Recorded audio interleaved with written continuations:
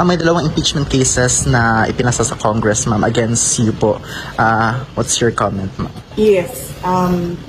Well, I welcome that finally na-file na yung impeachment case na sinasabi nilang i-file nila since last year pa.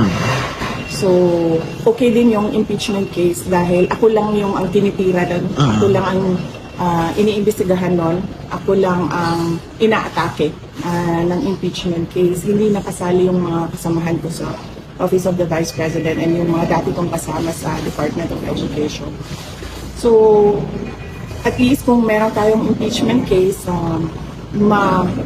masagot na ang final kung ano yung mga inaakusa nila sa akin. Ma'am, yung subpoena ng NBI, pupunta po ba kayo on December 11, ma'am, to attend nung papatawag na sa inyo, ma'am? Pagkakaintindi ko sa explanation ng mga abogado ko sa investigation ng NBI ay pwede namang hindi pumunta. Yun ang explanation nila dahil pwede naman mag-submit na lang daw ng sulat or affidavit, depende sa akin, decision or position paper. So, hindi din ako makapunta kasi well, unang-una na yan, tapos pangalawa, meron kaming Thanksgiving na mga activities sa December 11. And pangatlo, after ng Thanksgiving activities namin, ay pauwi din ako dito sa Davao City para maglibing ng uncle. Ma'am, may sinagawa ang VP Sara Ride ng weekend, ma'am, in Davao and Cebu and other areas, ma'am, sa buong bansa. Ano yung sasabi na sa suporta ng mga tao sa inyo at sa OVP, ma'am? Oo, nagpapasalamat ako sa suporta, sa patuloy. Nagpapasalamat ako sa patuloy na suporta ng ating mga kababayan sa akin, sa mga kasamahan ko sa Office of the Vice President and sa opisina ng pangalawang Pangulo ng ating bansa.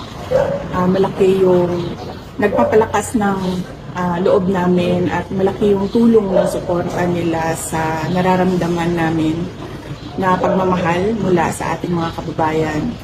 At humingi ako ng pasensya sa stress, lalo na sa mga senior citizens. Marami akong nakakasalamuha or na nakikita sa daan na nagsasabi sa akin na nasistress kami sa ginagawa sa iyo.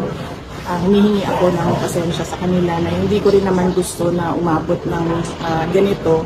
Pero meron talagang panahon sa buhay ng isang politiko na merong mga pinagdadaanan. Kaya humingi ako ng pasensya, lalong-lalo na sa mga senior citizens, sa stress that I caused them. Ma'am, one last. Nagpahayag yung INC, ma'am, na magsiset sila ng rally to support yung inisyu na statement ni Pangulong Bongbong Marcos na hindi dapat na i-pursue ang impeachment against po sa inyo, ma'am. Anong sasabi niyo sa pahayag ng INC, ma'am? Yes, oo. Naiintindihan ko yon na gusto ng INC ng kapayapaan sa ating bansa dahil alam nila kapag merong kapayapaan, susunod din yung kaunlaran ng ating bansa. Kaya naiintindihan ko yung pagsuporta nila sa opisina ng ating Pangulo, sa opisina ng Office of the Vice President kasi yun din naman ang gusto ng lahat ng mga kababayan natin na merong kapayapaan at merong tuloy-tuloy na kaunlaran sa ating bansa.